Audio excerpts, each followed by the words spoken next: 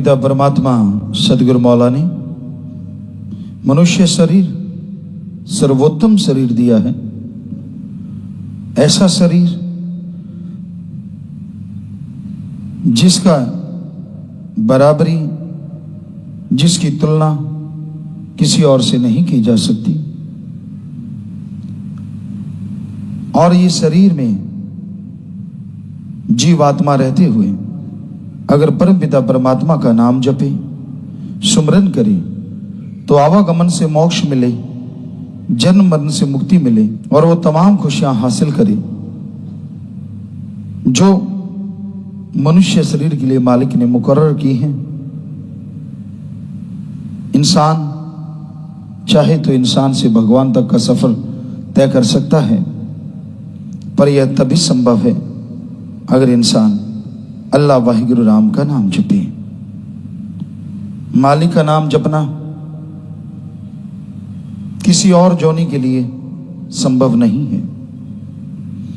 84 लाख जोनियां हैं,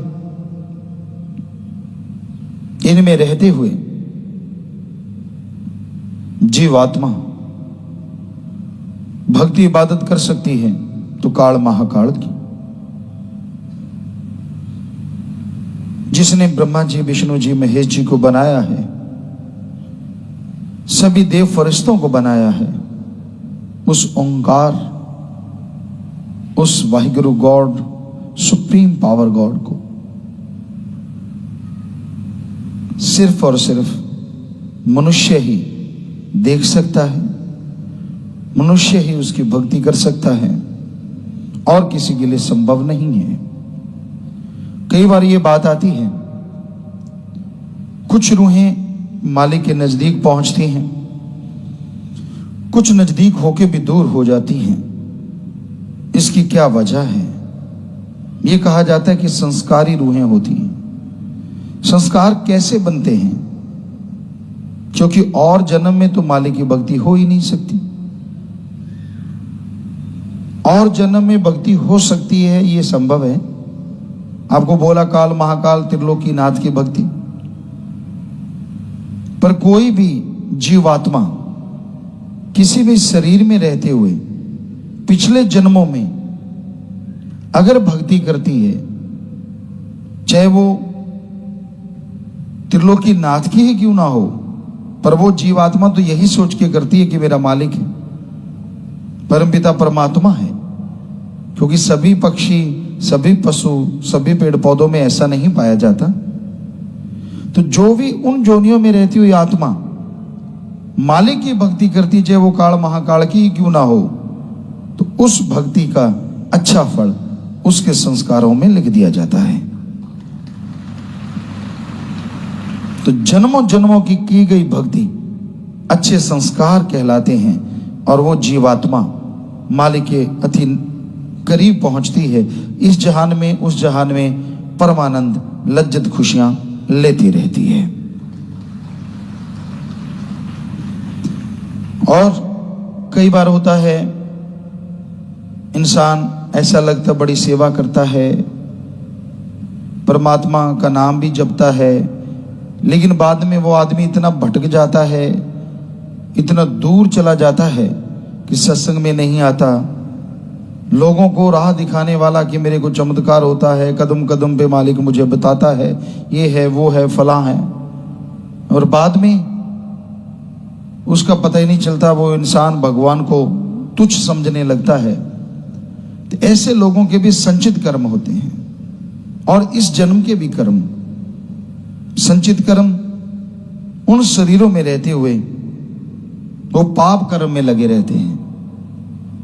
कोई भक्ति नहीं करना, समय गुजारते जाना। इंसान सोचता है ऐसे कैसे संभव है ऐसा संभव। पक्षियों की जोनी में आए, कीड़े मकोड़े खत्म कर दिए और किसी के अंडे फोड़ दिए, क्योंकि पक्षियों में, पशुओं में भी ईर्ष्या पाई जाती है। किसी को जीने नहीं दिया, उसको पीछे लग गए, चोटें पहुंचाई, दर दर भटकाते रहे, तो वो संचित कर्म उनके बुरे जुड़ जाते हैं। और फिर झूठ बोलना। अब आप में से कोई भी आदमी ये कहे कि मुझे मालिक के दर्शन होते हैं, दूसरा ये नहीं कहेगा कि तू झूठ बोलता है। पर मालिक को तो जानता है ना कि ये झूठ बोल रहा है, कोई चमत्कार नहीं, सब बकवास है। पर कोई उसे कह नहीं सकता, क्योंकि भक्ति के रास्ते में ये रीत नहीं है कि भक्त को टोका जाए, चाहे वो भक्त है या चाहे नहीं है। मालिक को पर्दा मंजूर। आप किसी को कैसे देख सकते हैं कि जो वो बड़े बड़े टोटके सुनाता है अपना उल्लू सीधा करने के लिए, वो वास्तव में सच है या सब बकवास? आप तो ये कहेंगे अच्छा ये तो बड़े भक्त जी आ गए, कभी आप उसे आसन देंगे, कभी हाथ बांध के बैठेंगे, कभी कुछ करेंगे, कभी कुछ। लानत ऐसे मुरीद पे जो अल्लाह वाहिगुरु मालिक को छोड़ के, सतगुरु मौला को छोड़ के किसी और को उस रूप में देखता है। ऐसा नहीं होना चाहिए, कभी नहीं, क्योंकि सतगुरु अल्लाह वाहिगुरु राम तो सिर्फ एक ही है। जो दिखावा करता है, जो जितना ज्यादा शौफों करता है, उतना ही वो पाखंडी है, ढोंगी है। बचो ऐसे लोगों से।